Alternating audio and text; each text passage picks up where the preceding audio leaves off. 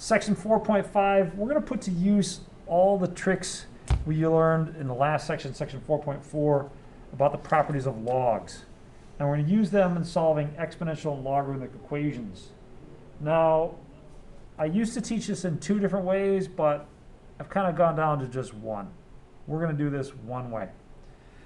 Now, the idea is if, and let me do it here, if A equals B, then you can take the log on both sides. Log of A equals a log of B. And that's our idea. Now, one thing that's important about taking the log of both sides is that it has to be the same base. So whatever that base is, I'll give it a little b, it has to be the same on both sides. Now, what helps you a lot is if you can choose a base that matches something in your problem, like in this case, a 3. And I'll show you why. If I do log base 3 of 3 to the x minus 1 equals log base 3 of 9, then the left-hand side gives us some beautiful simplification right away. Does anyone see how the left-hand side is going to simplify like in an instant? It would just be x minus 1 equals 2? Yeah, x minus 1, because when these two things match, then all you're going to be left with is the exponent. That goes back to our properties of logs, which if I can find it real quick, I will. I think it's right here.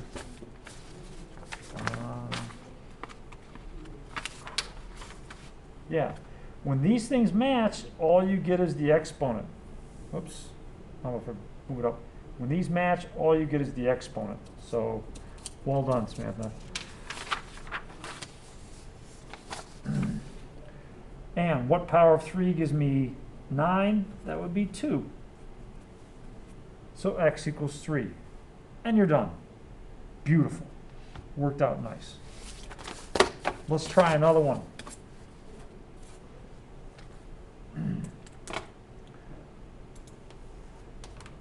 This time I've got e to the x squared equals e to the 9. And that's an interesting one. So let's do that one. E to the x squared equals e to the 9. Well, this time, instead of taking log base 3 on both sides, what base do you think I should choose?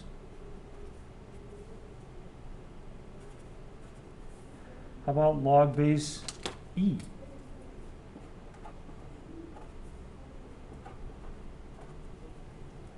Now, typically speaking, you're not going to see books write log base e. What are they going to write instead of log base e?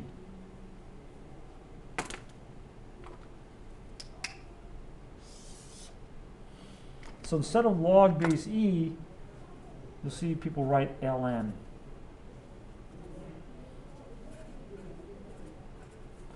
I like this better because here I can see that, oh, this and this match. So what I'll get in terms of cancellation is just going to be in the exponent. It's just going to be that and that. Now you get the same thing down here. It's just, I think it's friendlier to see up there. You're left with x squared equals 9.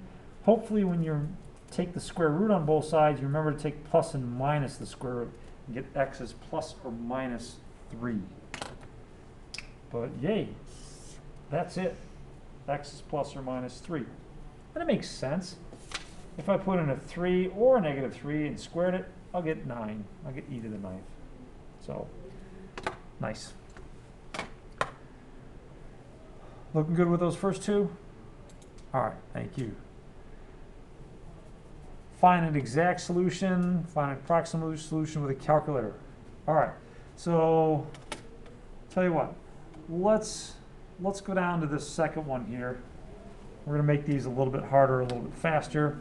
So I'll start out with 2 times 2 plus 7 to the x plus 1 equals 100. So I'm going to do the second one, and we'll find a nice approximate solution after we get the exact solution. I want to get the x by itself. Personally, I would start by dividing both sides by 2. So that is 2 times 2 plus 7 to the x plus 1 equals 100. Divide everything by 2. And the nice thing is that on the left-hand side, those 2's cancel. And it leaves me with 2 plus 7 to the x plus 1 equals 50. All right, that's looking better. There's an easy way to make this problem even simpler. What is it? What else can I do to help simplify the equation? Subtract 2 from both sides. Good idea. Let's do that. So I'll subtract 2 from both sides. 7 to the x plus 1 equals 48. And now I'm coming down to this part where I want to be careful about the base of the logarithm I'm going to choose. I'm going to choose what base to take the log on.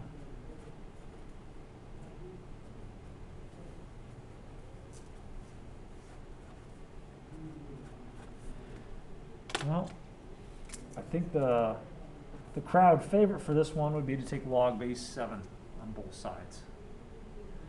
Now, I used to not do it this way. I used to use log base 10 because we used to not have a feature built into our calculator where we could take log base 7 of whatever just so easily. You had to use a change of base formula. I'm like, well, if we have to do that, we might as well just do log base 10.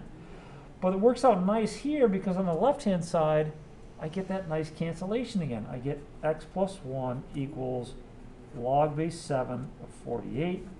And if I move the 1 to the other side, I get x equals negative 1 plus log base 7 of 48. That is an exact answer. That's what they're going to want you to put in to WebAssign. And if they complain about that, you tell me, because there's nothing wrong with that answer. Now I can envision them using log base 10 and having log base 10 involved in the answer, but there's nothing wrong with that. Let's finish this up by calculating negative 1 plus log base 7 of 48. Now I'm guessing it has to be a little bit less than 1.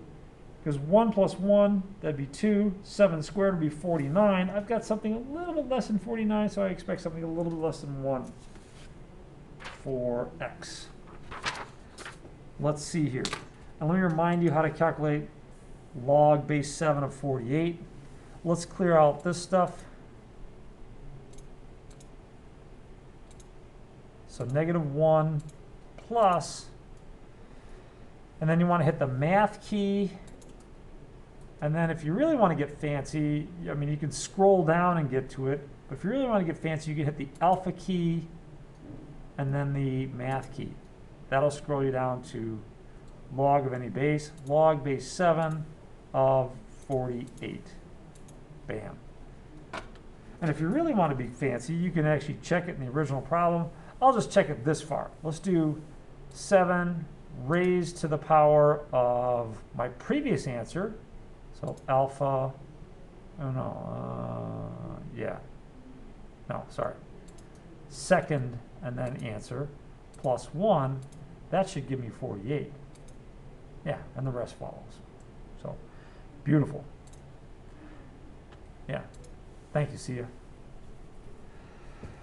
All right, looking good on that one. Let's keep rolling.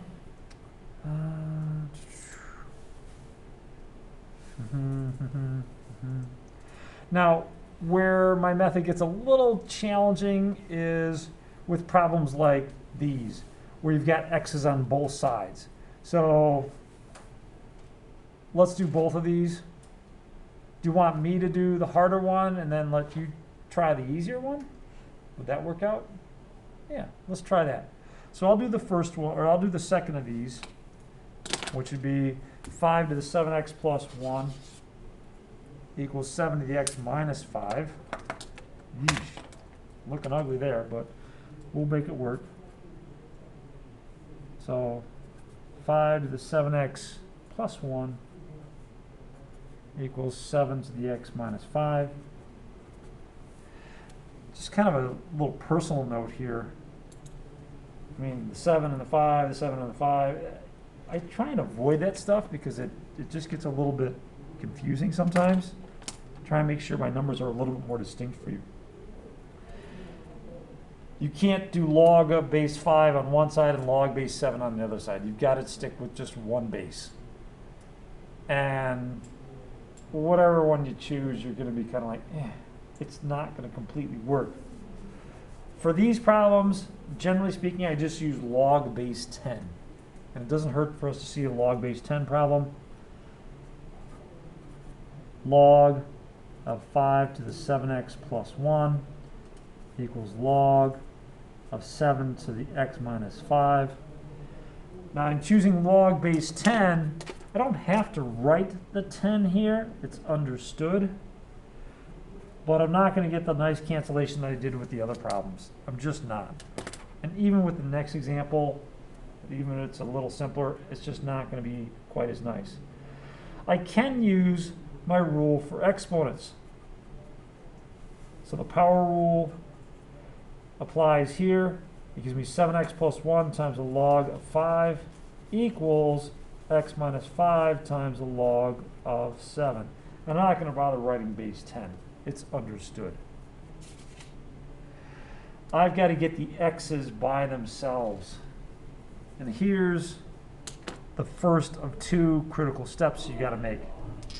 We've got to distribute the log of 5 to both of these terms here and the log of 7 to both of these terms here. So that's going to give me x times the log of 7 minus 5 times the log of 7. That's on the right-hand side. How about the left-hand side? I'll get 7x times the log of 5 plus the log of 5.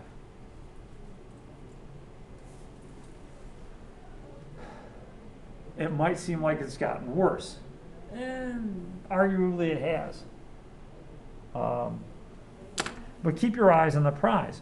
Our goal is to get the x's on one side. So I'm going to move this term over here and get rid of this term by pushing it over here.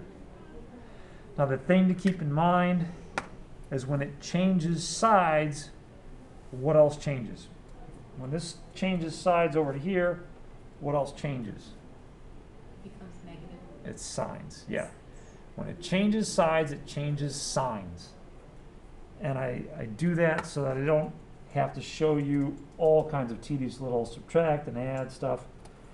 I'm just going to say 7x log of 5 minus x log of 7 equals minus log of 5 minus 5 log of 7. So basically what I did is I moved the log of 5 to the right-hand side, and I moved x log of 7 to the left-hand side. So they changed sides and changed signs. Now, if this was the first trick right here that you had to distribute, the second trick is right here, where you have to factor. So the first trick was to distribute, the second trick is to factor. Factor what? Well, on the left-hand side, there's a common factor. And that common factor is an x. So you factor out the x, that leaves behind 7 log of 5 minus log of 7.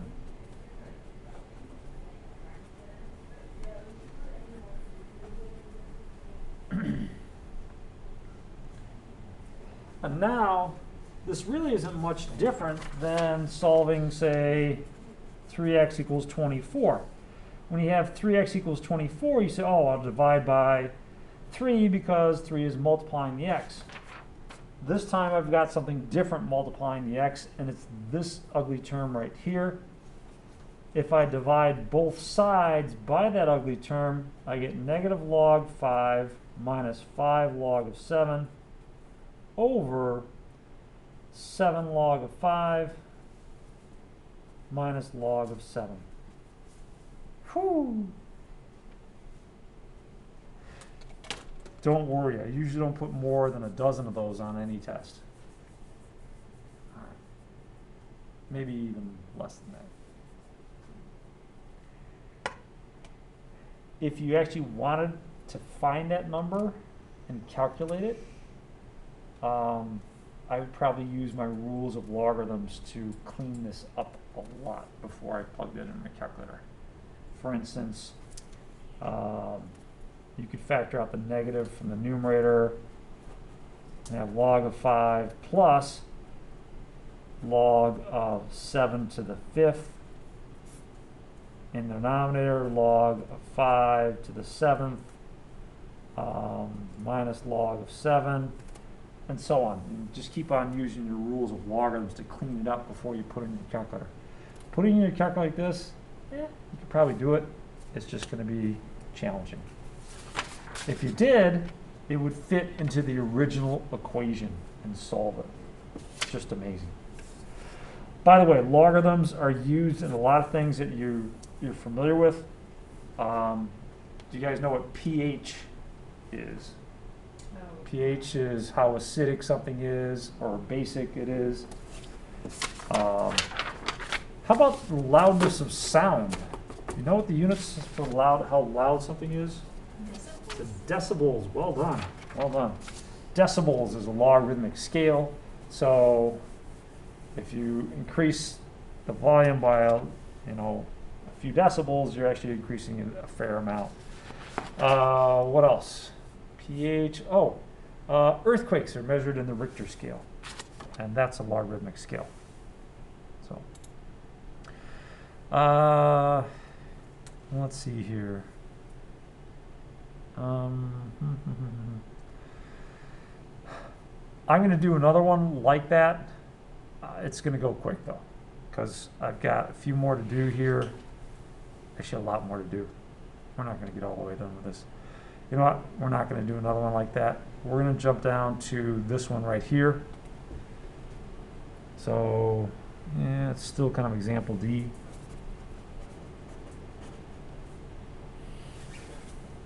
I'll give you a hint on how to solve something like this. 20 over 1 plus e to the negative x equals 2. So I'll kind of get you started on this one. A lot of the work is like stuff that we did just a bit ago. But to get you started on this one, what I would suggest is that you get rid of the fraction. And that means multiplying both sides by the lowest common denominator. In this case, the lowest common denominator is 1 plus e to the negative x. 1 plus e to the negative x. On the left-hand side, that's going to cancel. On the right-hand side, you get 20 equals 2 times 1 plus e to the negative x. Divide both sides by 2, then subtract 1, then take the natural log on both sides, and then finish by dividing by negative 1. That should be your answer. All right, but the one I really wanted to work on was the next one, right here.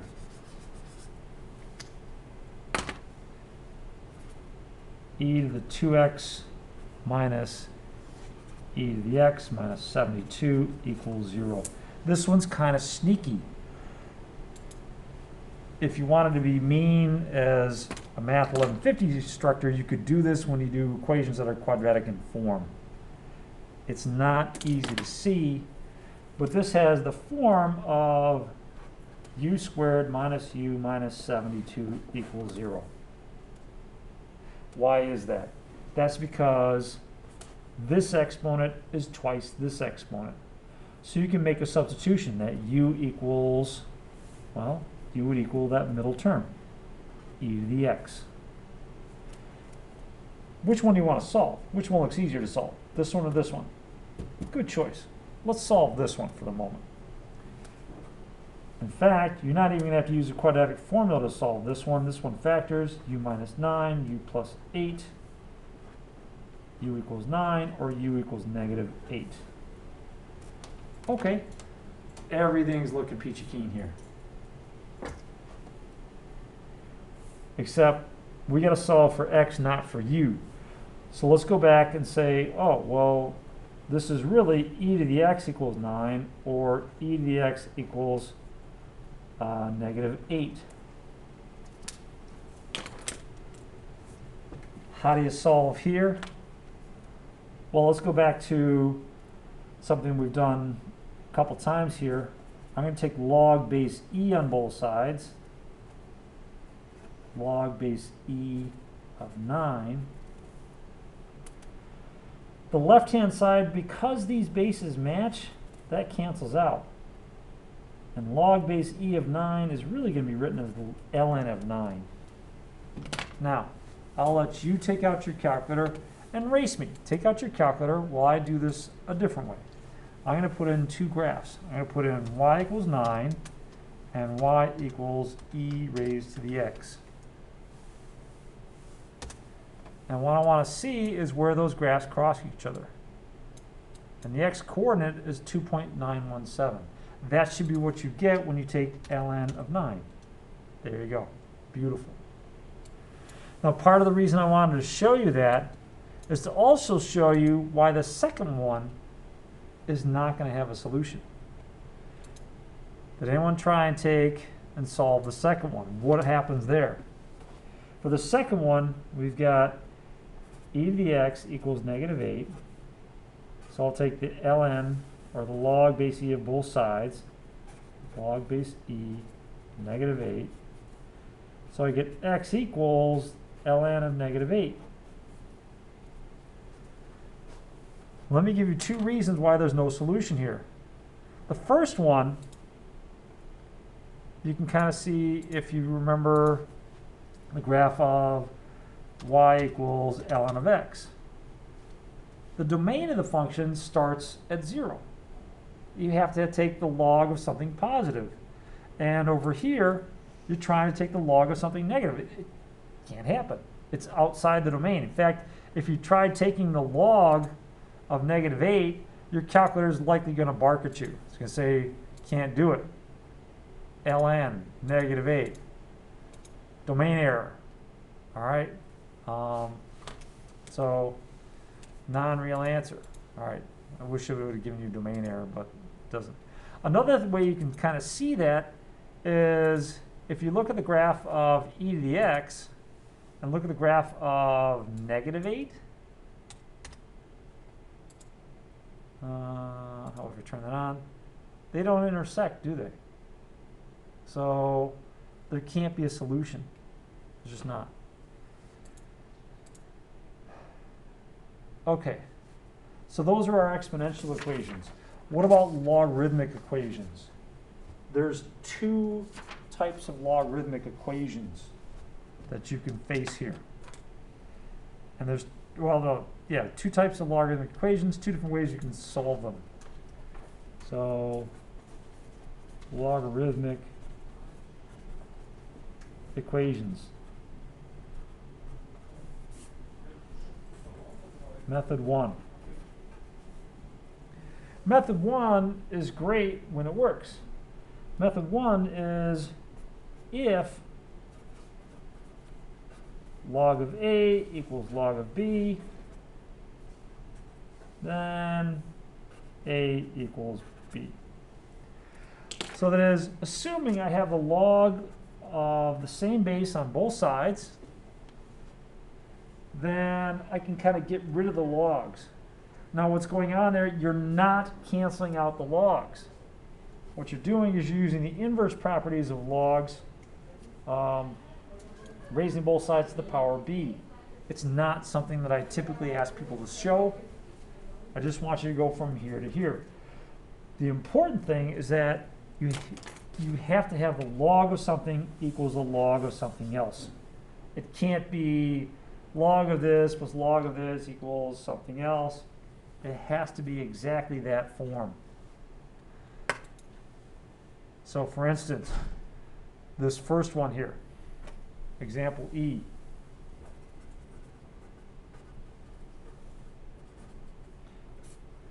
We've got log base 7 of x plus log base 7 of x plus 3 equals log base 7 of 18. Well, that's a lucky problem. Is that a lucky problem? Is 7/18 your birthday? No, I just mean that all of the logs are the same. Oh, yeah, it is a lucky problem in that all the logs are the same. But I can't use this method yet. And I can't tell you how often I see people going, oh, let's cancel out the logs. You can't do that. What you've got to do is you've got to combine these together and get the log of one term. Here's where your properties of logs come into play. This becomes the log base 7 of x times x plus 3 equals a log base 7 of 18. Now it's in the right form. Now you've got the log of something equals a log of something else. Now we can get rid of the logs. So that's going to be x times x plus 3 equals 18. If you distribute, I get x squared plus 3x. I'll bring the 18 to the other side. It changes signs. X plus 6, x minus 3. And x equals negative 6, and x equals 3. And I got good news for you. You've earned 6 points out of 8. Because you have to check your solutions in these types of problems, always. And what's going on wrong here, when you check your solution, you have to go back to the original problem. And if I go back to the original problem and I plug in, say, 6, I end up taking the log of a negative number. And we just discussed you can't do that. You can't take the log of a negative number. It's not that a negative number is wrong as a solution. It's just that when you put it back in the original equation, you can't take the log of a negative number. So this is what's called an extraneous solution. Now, does that happen with 3? No. 3 and 3 gives me 6. So log of 3 plus log of 6. That becomes the log of a product. 6 times 3 is 18. Bingo. That one works. The very least you got to do is you got to check and make sure that when you put this in, it doesn't create the log of a negative number. If it does, throw it out. It's extraneous. Extraneous doesn't mean not real. Extraneous means it doesn't mean not real. It just means it's kind of superfluous. It doesn't fit in the original problem. We can't use it as a solution. Extraneous information is like if I give you a recipe for, making a batch of cookies, and then I also say, oh, drink a glass of water. Oh. That's all right. That's extraneous information. I don't need to know that. All right. I just need the recipe. So.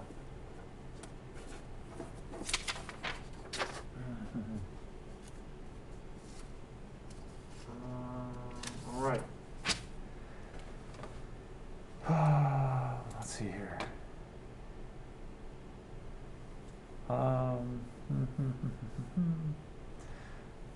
Now, we could do that same kind of thing for this one right here. Let's solve the one beneath it. Log base 5 of 6 plus log base 5 of x equals log base 5 of 8 plus log base 5 of x minus 5.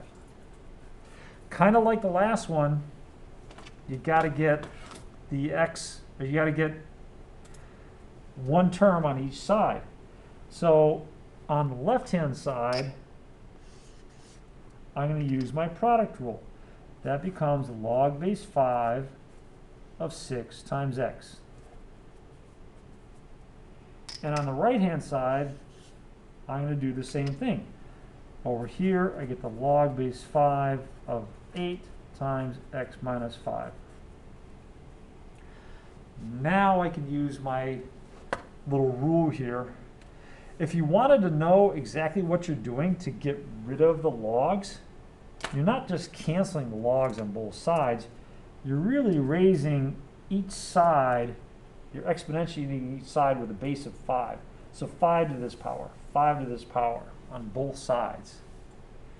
And what you might recognize is that when the base of the exponent and the base of the log equal each other, then all you get is this thing right here and this thing right here. So that's what's really going on if you're really motivated. You don't have to show that step. Sometimes if people show that step, I give them extra credit. But what you do get out of this, and what you need to get out of this, is 6x equals, I'm going to distribute this, 8x minus 40. I'll move this to the other side, and this over here. 8x minus 6x is 2x. 20 equals x. Beautiful. You should check that doesn't create a negative in the problems. You can check it all the way if you really want to be serious about it, but 20 doesn't create a problem here, nor a problem here. So that's like the minimum you should do. If I had a little more time, I'd go a little bit farther.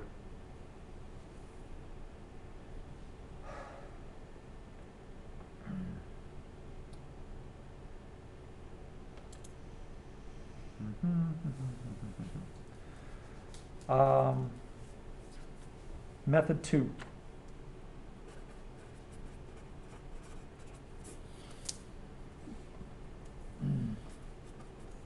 So method 2 is for problems like F. Notice I don't have logs on both sides. And I can't kind of rearrange this very easily to get logs on both sides. I've just got one log here. So method 2 is if you have log base a of x equals y, then you're going to rewrite it as a to the y equals x. So this is going back to section 4.3, when we were working with the logs, and I defined the log and said, you know what, these two are the same.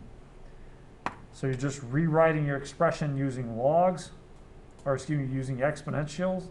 Exponentials. I think that's a little signal to me. Let's see. So example F, I've got ln of 9 plus x equals 3.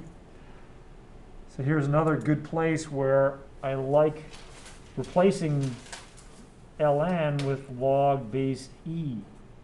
It makes this next step a lot easier. This next step is to rewrite it using exponents. It's going to be the base to this power equals that.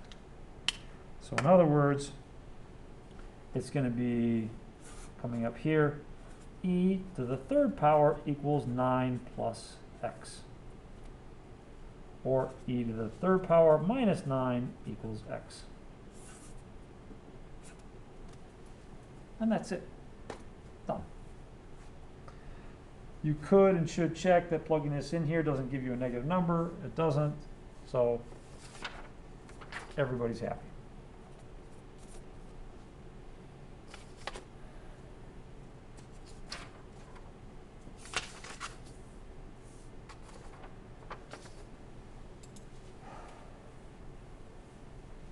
All right. Two more here.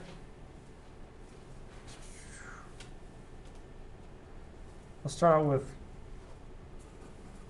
log base 18 of x minus 5 plus log base 18 again, this time of x plus 2 equals 1. Now, unless all your terms have a logarithm around them, you're not going to be able to do this one by method 1 very easily. So here's what we'll do.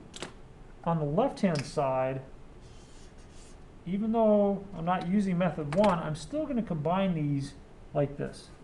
That's going to become the log base 18 of x minus 5 times x plus 2.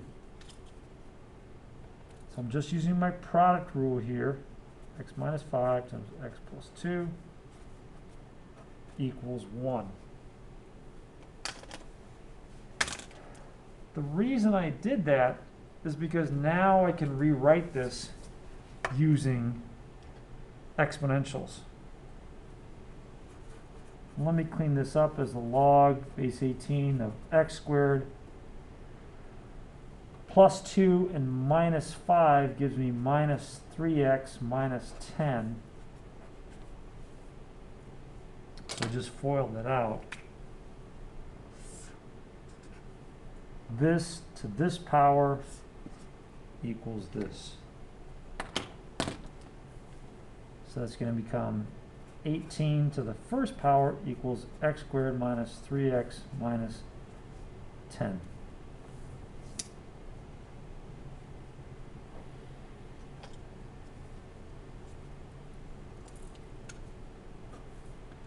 If I subtract 18 from both sides, I get 0 equals x squared minus 3x minus 28. Now I'm in business, because this will factor as x minus 7 times x plus 4. And I get 2 solutions. Hopefully, you remember to check your solutions. Because if I try and plug in negative 4 into the original equation, negative 4 plus 2 is a negative 2. I can't take the log of a negative number, I throw that one out. The other solution does actually work. It doesn't give you any negative numbers when you put it in there. If you take the time to actually put it in there, you would see that it simplifies as advertised. Last one. And I know I'm running a little bit late here, but this will allow you to finish up your homework. It suggests you use a graphing calculator or other device to find the solution here. So it is a little bit of an exponential equation, a little bit of a polynomial equation, and a little bit of a mess. But this gets really easy with Desmos. What you're going to do is plug in both of these onto either side of an equation. So e to the x squared minus 8 will be 1, and y equals x cubed minus x will be another one. So I'm going to plug in each of these and graph them and see where they intersect. So let's just get rid of all this. Y equals e raised to the x raised to the 2 minus 8, and then y equals x cubed minus x. All right. How many solutions are there to this problem? Can you tell?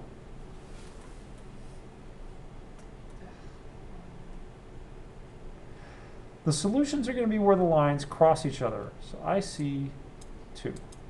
One here and one here. And you're going to be looking for the x values. Now be careful on a problem like this. They're probably going to ask you to enter the smaller one first and then the larger one. I hate that. I'm complaining about it, and I will complain about it. I have complained about it directly to WebAssign. We'll see if they listen. But there's your answer. You could get that by doing the same thing with your graphing calculator and then graphing it. What you would have to do, let me just put in one more graph here, y equals 180x, is you'd have to look for where the two lines intersect each other. If you hit the second key, then the trace key, the fifth option down is to try and find the intersection. It'll ask you to find your first curve, and you press enter, and enter again. And eventually it'll find your point of intersection. I didn't have the right equations in, which is why I get some different answers there, but that's the general idea. Okay, I think we did it. So congratulations. Well done.